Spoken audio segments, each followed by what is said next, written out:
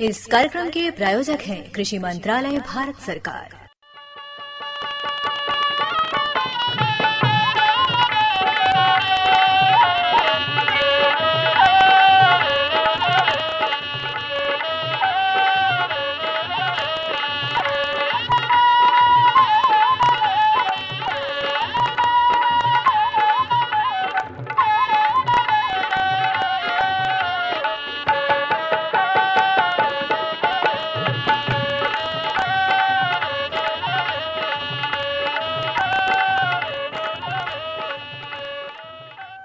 भैया बोला जय जवान जय किसान।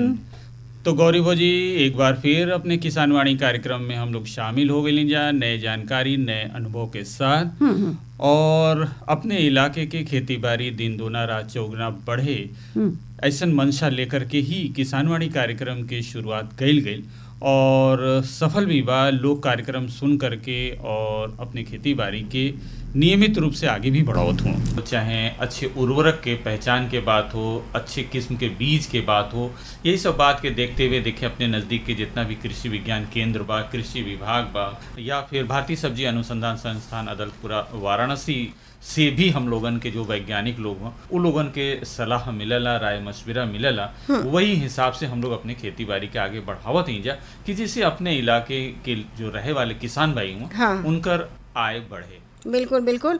और हम लोग के हमेशा जो है गेहूँ धान पर ही निर्भर ना रहे के चाहिए। काहे कि देखें धान का रोपनी तो लगभग हो चुकल हो हर किसान भैया का और बारिश भी अच्छा भइल है और कहल जाला ना मुन्ना भैया कि धान पान केरा तीनों पानी का चेरा। लेकिन अगर हम लोग एकरे अलावे अगर मोटे अनाज के तरफ अपन रुख कइल जाए तो ओकरे खातिर ज़्यादा पानी भी ना चाहिए, ज़्यादा उर्वरक भी ना चाहिए और आसानी से हम लोग एक उगाड़ सकते हैं अपने अंचल में। तो यही सब बात के देख करके तो खास करके अपने इलाके की अगर बातचीत कही है जो यहाँ के आदिवासी जनजाति लोग रहना वो लोग मोटे अनाज से जुड़त रहना और वही मोटे अनाज खा करके अपन जीवन यापन भी करत रहना, स्वस्थ भी रहत रहना। बात यह रहला कि अपन इलाका जो बा की वर्षा आधारित बा, यानी देखें पानी अच्छा बरसत तो खेती हो जाता। दूसरा चीज की यहाँ के जो जमीन बा बहुत ही ऊंचा नीचा बा और ढलुआ बा, पहाड़ी बा, तो ऐसने में पानी एक तरफ से बरसाला दूसरी तरफ निकल जाला ढलान पा के। तो ऐसने जमीन में जो मोटा अनाज की आप चर्चा कैली बढ़िया ढंग से उत्पादित हो जाला और ये सब सोच करके अपने इलाके में मोटा अनाज की खेती बहुत अच्छे ढंग से होत रहल। लेकिन गौरी भौजी इधर बीच कुछ अज्ञानता के वजह से फिर जो महीन अनाज बा लालच बा, बिल्कुल गेहूँ बा और चावल बा अपने खंडी में शामिल करे के लालच में ई मोटा अनाज से लोग अब विमुख हो गए ना, भुला गए। लेकिन फिर अब दौर आ रहल बा, सरकार के तरफ से भी कई तरह के प्रयास किए जा रहल बा, जो कृषि विभाग बा वहाँ से भी मोटा अनाज के बीज मुहैया करावल जा रहल बा कि आप लोग अपने खेती में शामिल करे, चाहे ज्वार हो, मक्का हो, बाजरा हो, रागी हो, सावा हो। और देखें कि ये लोग जौन भी ये अनाज हमें हम लोग के रसोई के पहचान रहल, शान रहल कि सामा का खीर हो या कढ़ी सामा के चावल हो, तरह तरह के व्यंजन बने और इनके घरे बने तो उनके घरे पहुंच जाए। और अभी जब से मुन्ना भैया हम लोग का ये रसोई घर ना जैसे किचन रूम हो गई है तब से हम लोग एक छोड़ के अपन महीन अनाज के तरफ, चाहे जौन डब्बा बंद जौन खाना हवे तरह तरह का ओकरे तरफ जब हम लोग धीरे धीरे अपन आगे कदम बढ़ौली हैं, अग्रसर भइली हैं जा, तब से देखते हमें आपकी कितना बड़ बीमारी सबके पकड़े लगल है। तो अब फिर से रसोई चालू करे के जरूरत महसूस हो रहा बा। आपके कहानगी है बा बिल्कुल, जब रस रही और रस से जब भरल रही तभी जोन बा की वो स्वास्थ्यवर्धक रही।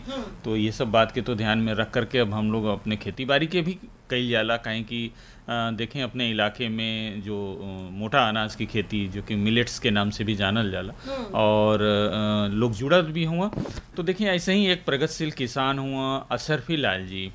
अशरफी लाल जी के का अनुभव बा, खास करके सामा के खेती करे के का अनुभव बा, कैसे कैसे उमें देखभाल निगरानी करेलन, ओकर का अनाज जौन बाकी बना करके लोग प्रयोग करेलन, ये सब विषय पर आज अपने कार्यक्रम में बातचीत हुई। बातचीत कैले हुआ अपने जगत नारायण भैया। जानकारी तो हम लोग सुनल जाइए और के बाद फिर हम लोग जानल जाइए आज के मौसम के बारे में, बाजार के बारे में, मन मनसाइन भी हुई। तो हम तो आपकी पहले बातचीत सुन ले जाए।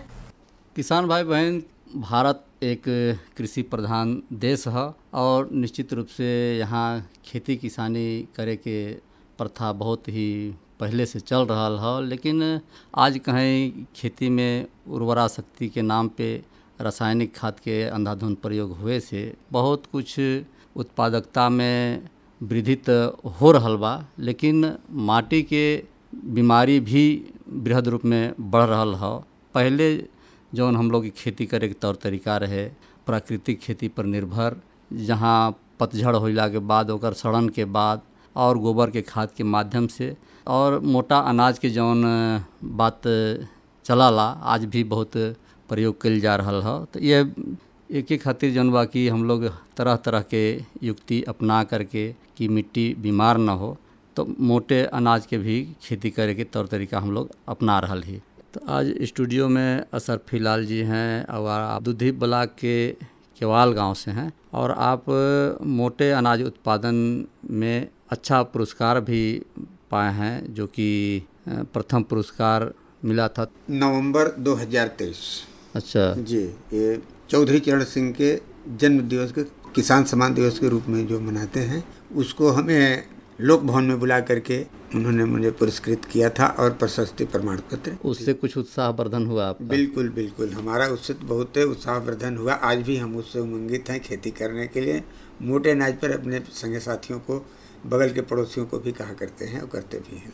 पहले तो अशरफी लाल जी, आपके स्टूडियो में आवे खातिर बहुत बहुत स्वागत बा। और ये जो खेती करे के बात जौन सवा को दो मेड़ों में झिरी वाला हो हम लोग के अंचल में, जी, जौन की सोनभद्र में बहुत पुराने समय से होत चलत आवत बा, लेकिन बीच में लोग कहीं ओके छोड़े के में भी ज़्यादा अपना सहूलियत समझत रहन कि जौन बा कि हमें चिकना अनाज ज़्यादा उत्पादन करे के हो, जैसे धान वगैरह। तो और आप ये मोटा अनाज में कौन कौन से फसल उत्पादन करलन? भैया हम तो वैसे हम मोटा अनाज में कोदो सावा अच्छा अच्छा जी दो ही थे अभी करे थे, काहे कि हमारी पुरान खेती रहल। बाप दादे से हम लोग के खेती रहल। अच्छा अच्छा, क्योंकि हम लोग आदिवासी, हम तो आदिवासी है भी, आदिवासी अंचल में रहत भाई। और खेत के भी हमारे उसी तरह के बा कि हम लोग भाई समा कोदो ना कमाओ तो होबे ना करी। हाँ हाँ हाँ, तो बा तो ये तो कैसे खाद वगैरह के तो बहुत जरूरत पड़ता नहीं, खाद की कोई विशेष जरूरत नहीं बा भैया। इसमें अगर घरे के गाय 4 ठे गोरू हैं तो ओकर मतलब थोड़ा मोड़ा हल्का में ओके डाल द तो सावा हो जाए। सावा के लिए कोई विशेष अधिक खाद के जरूरी नहीं बा, डीएपी यूरिया के जरूरत नहीं बा। तमाम ये जो डालत है कोई उतना विशेष जरूरी नहीं बा। तो आपे लोग तरह लोगन के कहना भाव कि खाद दवा रासायनिक करे जमीन बेकार जी, और जैविक खेती कर भैया होई उपज भरमार। जी जी जी। तो ये जौन बा की खेती करे जौन तौर तरीका आप लोग अपनावलन, तो ये में सवा बोवे के अगर हम लोग जुगत अपनाए जी, तो खेत की तैयारी कैसे करी हैं? हाँ भैया, खेत की तैयारी पहले तो हमरे बाबा हमें सुनावे हैं, दादा जेके बाबा कहे अरे खेत माघ मघारे खेत में टारे।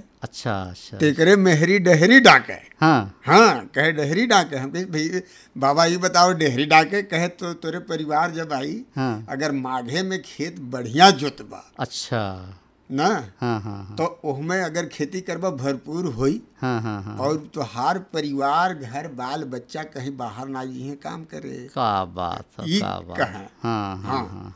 लेकिन भैया खेत की तैयारी और नहीं तो गर्मी में अगर पानी बरसत हो और आपके पास कोई व्यवस्था हो तो गर्मी की जुताई बड़ी जरूरी बा। अच्छा, उससे का फायदा होला? उससे भैया ये से होला कि घास बन तमाम होकर मर जाला। पुराने घास भी बरसाते में पानी पड़ला तो भैया और जबरदस्त होला। तो कम से कम नया घास में रहे, पुरान वाला तो खत्म हो जाए।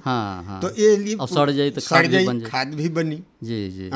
तो ये जौन बाकी तो सावा के बोए के कब समय अच्छा माना जाला? बहुत अच्छा बात कह ली भैया। ये जो सावा हम लोग पहले जुलाई तक खेती बहुत आगेती खेती है। अच्छा अच्छा, जितने आगे खेती करब उतने जल्दी अच्छा हुई।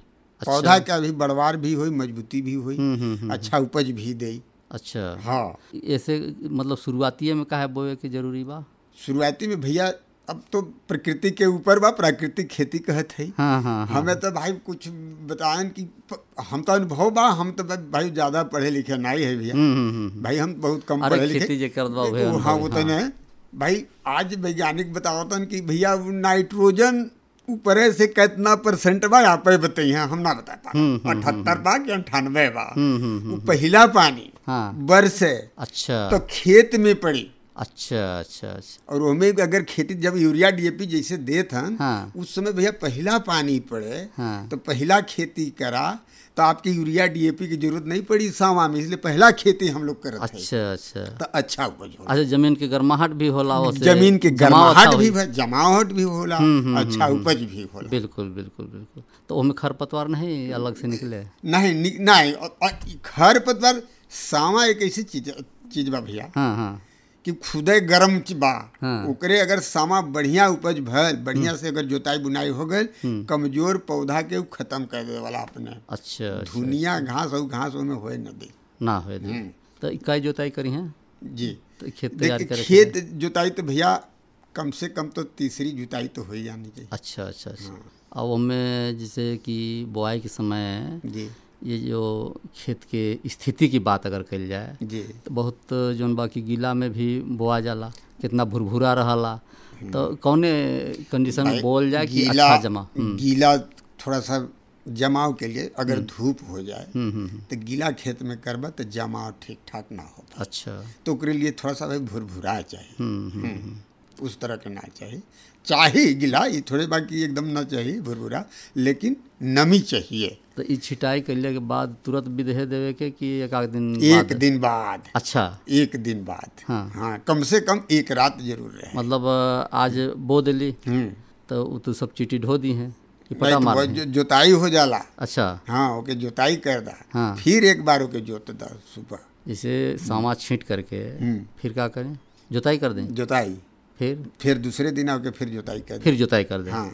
अच्छा अच्छा। हाँ। तो वही विधि के होला। ज़्यादा नीचे ना जाई? नहीं ज़्यादा नीचे नहीं। हाँ। नहीं जमा बढ़िया हुई? बढ़िया हुई।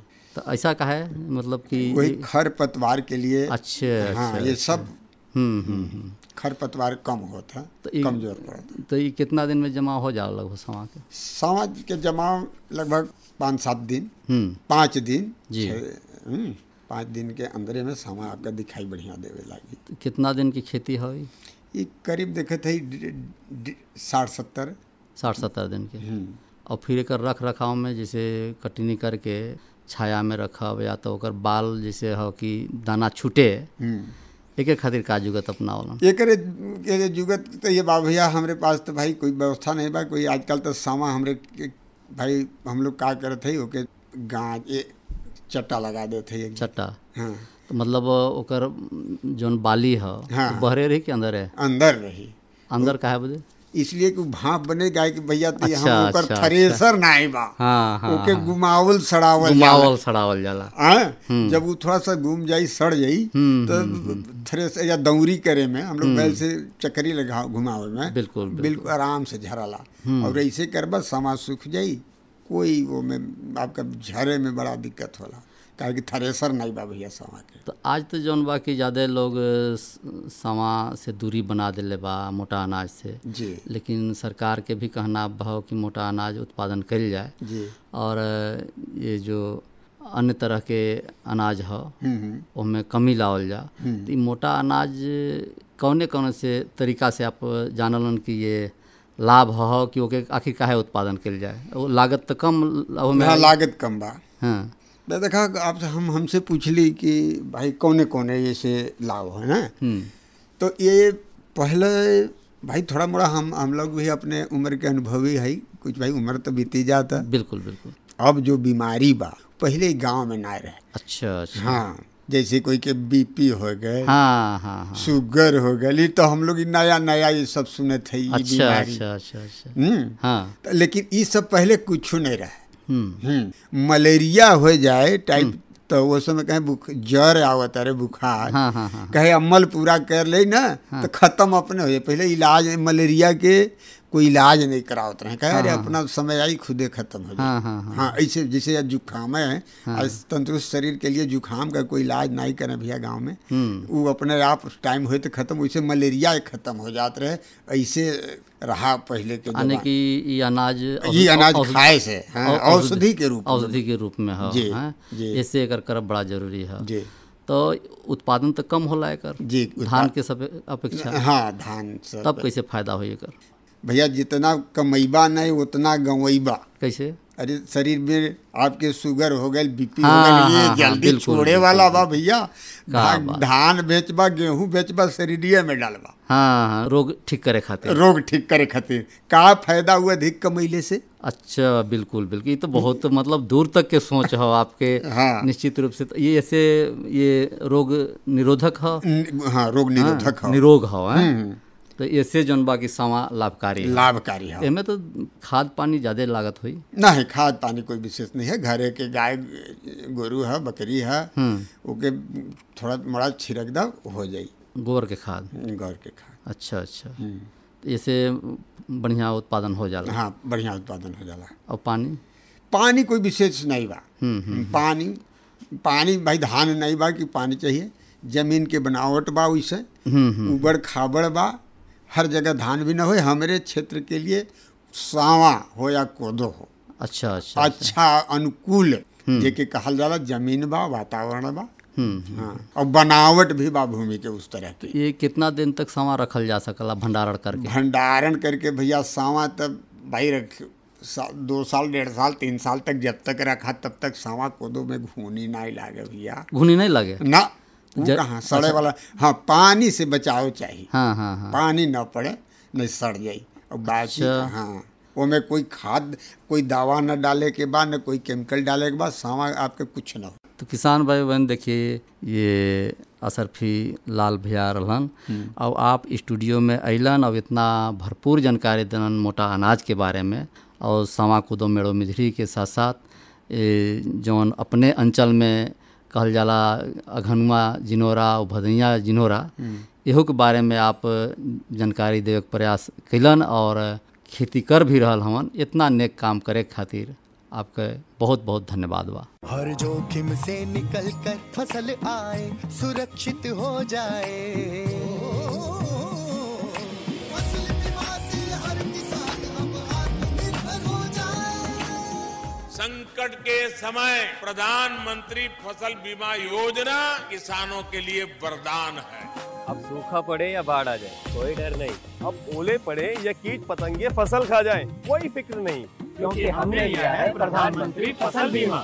बुआई से फसल कटाई तक हर जोखिम का दावा, न्यूनतम प्रीमियम पर अधिकतम भुगतान का वादा। योजना से हर साल जुड़ रहे हैं 5 करोड़ से ज्यादा किसान। अब आपकी है बारी। नजदीकी कृषि कार्यालय, सहकारी समिति, बैंक शाखा, अधिकृत बीमा कंपनी या जन सेवा केंद्र में स्वेच्छा से करा सकते हैं पंजीकरण। फसल बीमा पोर्टल या फसल बीमा ऐप द्वारा भी कराया जा सकता है पंजीकरण। प्रधानमंत्री फसल बीमा योजना, आपकी फसलों का संपूर्ण सुरक्षा कवच। कृषि एवं किसान कल्याण मंत्रालय, भारत सरकार।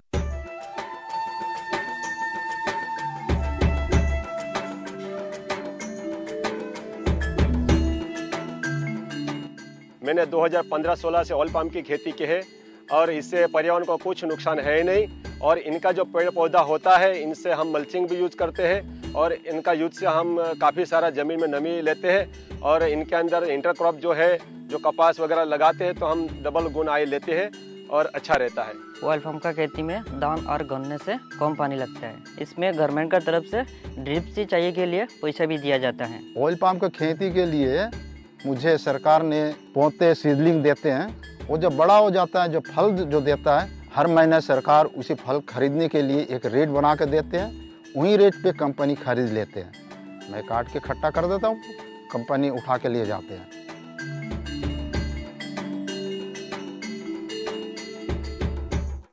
तो किसान भाई देखें, कुछ संदेश रहल और उससे पहले बातचीत होत रहल अशरफी लाल जी से, और अपने बातचीत करत न जगत नारायण भैया। तो देखें बातचीत से ये निकल करके आयल कि जितना भी मोटा अनाज बा, खास करके सावा कोदो की आप चर्चा करत हन ना। हाँ हाँ। तो देखें सावा कोदो में कहता ना कि ज़्यादा एमें देखभाल निगरानी की ज़रूरत नहीं होला, और लेकिन फिर भी अगर बढ़िया ढंग से के देखभाल निगरानी कर दिया जाए, सही समय पर बुआई कर दिया जाए और देखभाल निगरानी करत रहल जाए तो अच्छा उत्पादन भी मिलेला। और सबसे तो गौरी भौजी आज मोटे अनाज के जो बाजार बा वो बढ़ गईल बा, काहे कि देखें बाजार में एकर मांग बढ़ गए के वजह से जितना भी आप उत्पादन करिए वो या तो आप अपने जो भी दैनिक उपयोग के खातिर अपने घर के उपयोग खातिर रखें, लेकिन अगर आप चाहें तो एक व्यावसायिक रूप आप दे सकेला ना, और ओकरे खातिर कोई परेशानी नहीं बा। बाजार में जाते ही बिक जाला और बिकी नहीं अच्छे मूल्य पर बिकेला।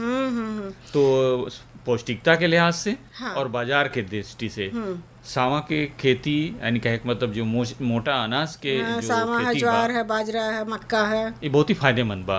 तो उम्मीद बा कि और भी किसान भाई आगे समय में अपन मन बनाइए। तो फिर से धन्यवाद दिया जाए, लेकिन करावा एक मन साइन तो देरी का है कि राम दुलारी बहन गाओ एक किसानी गीत है, सुनल जाए।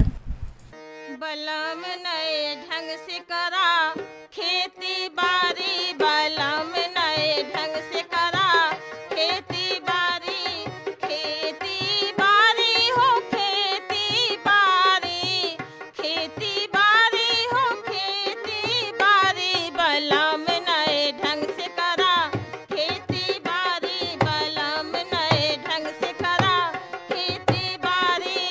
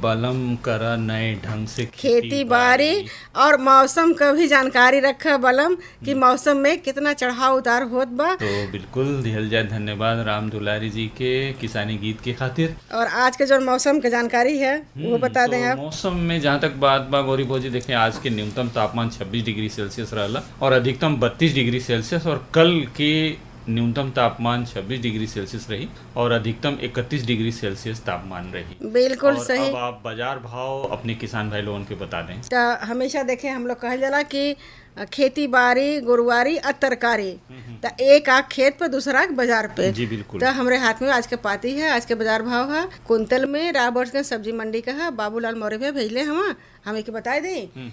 आलू है 1600 से 1700 रुपया कुंतल, प्याज है 1000 से 1200 रुपया कुंतल, लहसुन है 7000 से 8000 रुपया कुंतल, बैगन है 2200 से 2500 रुपया, टमाटर है 4000 से 5000 रुपया, परवल है 5000 से 6000 रुपया कुंतल, बोड़ा है 2500 से 2800 रुपया, भिंडी है 2500 से 2800 रुपया कुंतल, और करेला है 3500 से 4000 रुपया कुंतल, कोहड़ा है 1500 से 1600 रुपया, लौकी है 2500 से 2600 रुपया, नेनुआ है 2200 से 2500 रुपया, सूरन है 7000 से 8000 रुपया, अदरक है 5000 से 6000 रुपया कुंतल, और फूल गोभी है 3000 रुपया सैकड़ा, पत्ता गोभी भी है 2200 रुपया सैकड़ा, कच्चा केला है 2000 से 2200 रुपया कुंतल जो सब्जी के काम आवेला, और पपीता है 100 से 150 रुपया, और नींबू है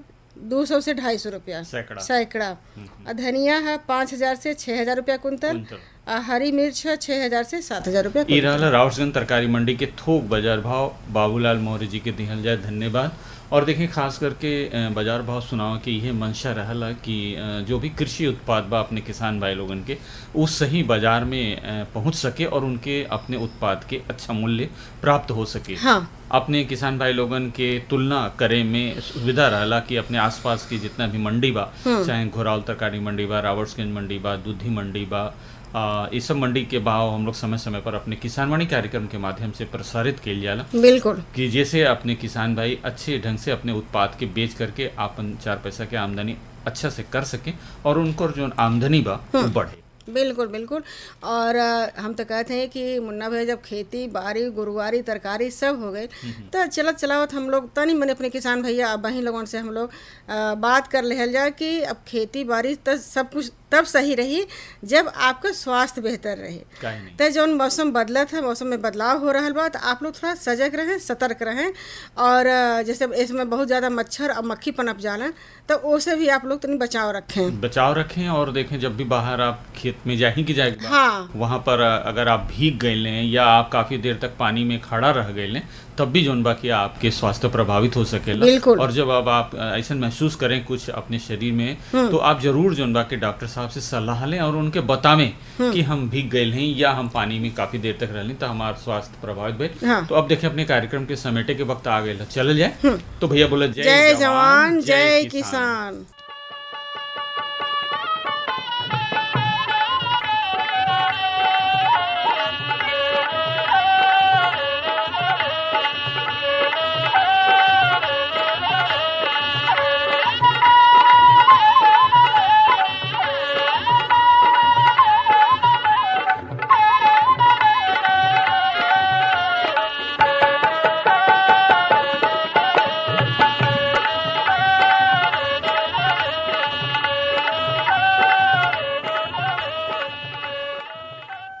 इस कार्यक्रम के प्रायोजक थे कृषि मंत्रालय भारत सरकार।